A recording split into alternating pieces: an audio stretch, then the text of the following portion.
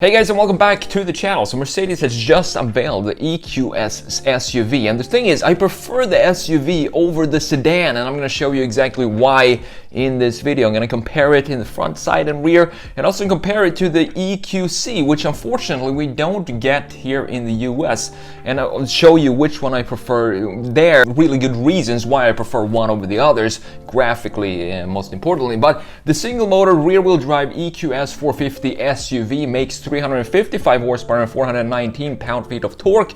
That is 26 more horses than in the EQS sedan. And then you have the dual motor option in the EQS 580 4MATIC SUV, and this produces 536 horsepower, which is 20 more horsepower than the sedan, and 633 pound-feet of torque. So it's a pretty powerful SUV, this thing.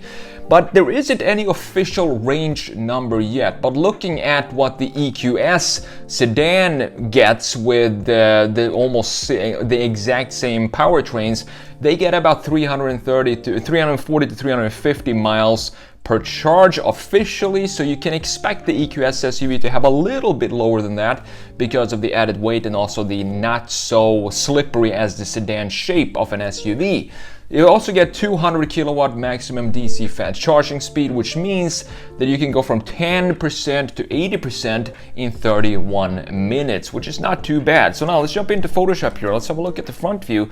And why I think the SUV actually works better here for Mercedes in the EQS version than the sedan. The front view, not so much to talk about here. It feels like Mercedes are really just restyling a few simple lines in the front end of their EQ range and calling it a day and calling it a new model. They all look very much alike and almost the same. Here, of course, when we have an SUV, we need to stretch out the front fascia in the vertical space, and it's not as narrow as we have on the EQS down here.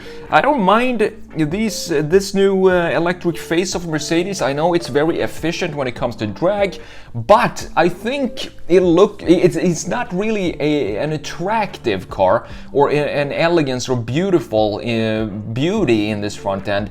It looks a little bloated in my opinion. The graphics, not just the proportions, but the graphics feel a little they lack definition. They're so vague, specifically when you look at the radiuses and the corners of this thing.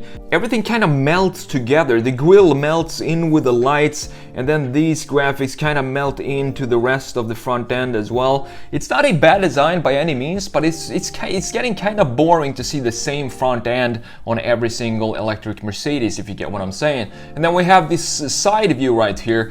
This is where things really get interesting, when why I think the SUV package works a lot better than the sedan. So the wheelbase is actually the same of these two cars, but the SUV is, I think, a few inches shorter. I can't remember the exact numbers, but it's shorter than the Mercedes EQS sedan. And I think you can see that specifically if you look at this overhang in the rear. It's a lot smaller on the SUV, and this looks really good actually. This looks like a proper SUV shape, SUV proportions, and it could almost be mistaken for an internal combustion car, this thing. And I think it looks really good. You have this rake on the rear end, not too much sport back, which I don't like. This is kind of in between. You have a 45-degree angle instead of a coupe line in the rear. This looks a lot better than that, and I think it's a really good job of Mercedes to bring the EQS, the big brother of their electric SUVs, into this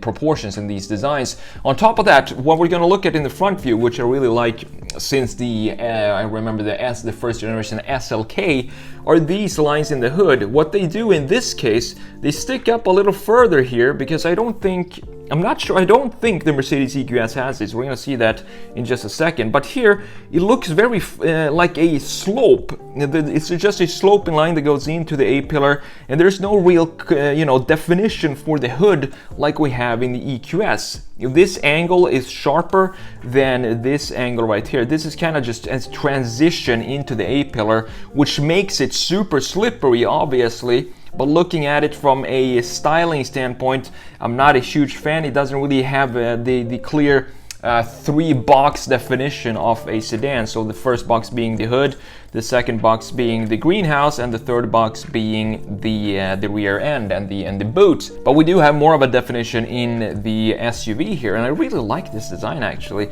I do prefer, which I'm going to show you, the EQC, which is the smaller SUV, electric SUV from Mercedes that we don't get here in the US, but I'm going to show you why in just a second. First of all, let's have a look at the rear view.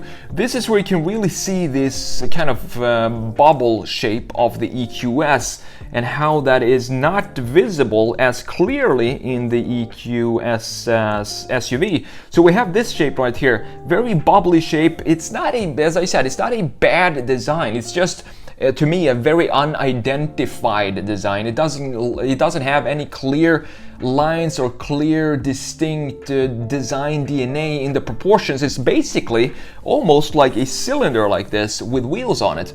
But if we look at the EQS SUV, you can still see that this is an electric car, because there is something off here with the wheelbase. The wheelbase looks too stretched to be an internal combustion engine, and that's kind of how you can tell from the outside that it is an electric car. It looks a lot better, in my opinion, to have this platform as a SUV, and I told you that in the side view why I think that, specifically because we have more of a defined hood here, and we also build the car up better in height in this design, and you have almost like a station wagon rear end instead of having this roof line just dipping down into essentially nothing back here. We have a little bit more definition in the rear end of the EQS SUV, and I definitely prefer that over the EQS sedan. I also want to show you, as I said, the EQC. So the EQC is at the bottom right here. In the front view, it doesn't change that much. We still have the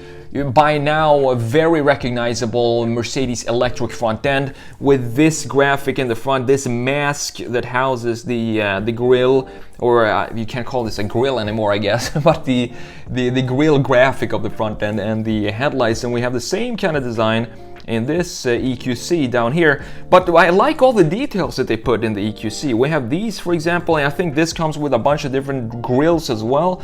We have a little bit more of a separation between the grill and the headlights than we have here. Here it kind of just melts into each other, as you can see. Very fluid surface in between the graphic elements, but here we have almost like a frame of the grille, which I like, and I also prefer this integration in the lower part. Very simple. Usually what happens is that, as I've said before, the smaller the model, for example C-Class compared to the E-Class and S-Class, S-Class is always going to be the most restrained when it comes to styling, but I think that actually changed here, specifically when we look at the rear view. And I also have to mention, I just love these wheels. I think these are some of the best looking wheels on a production car at this moment. Mercedes, I've said this before as well, I like their wheel design from factory. I think they're the brand, the big brand right now that makes the best looking wheels straight out of the factory. So this is what I'm talking about, being restrained. So up here you have the S-Class of SUVs, up here you have the C-Class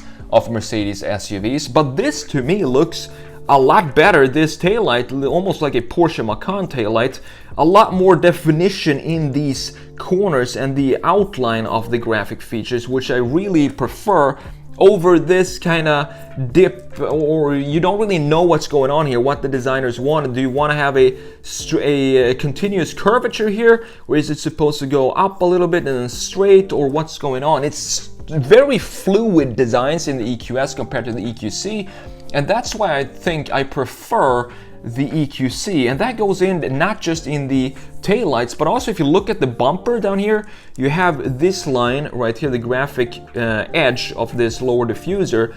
It has these upswings on these points right here, so you have an upswing uphill on that corner right there. But looking at the EQC, it doesn't have any of that. It's just clear, clean lines, horizontal lines like this that I definitely think suits Mercedes better, especially if we're gonna have a big brother EQS SUV. I think this design would be better suited for the EQS, and this EQS design would be better suited for the EQC because of the styling feature and differences in the two. The EQC looks more restrained for being a smaller version of the EQS, And I think it would just make sense to have them be the opposite of each other. But I wonder how far or how long Mercedes is going to take this specific design language that we have in their EQ lineup, specifically the front end, and how long they're gonna, implement that type of front end with the mask and the grille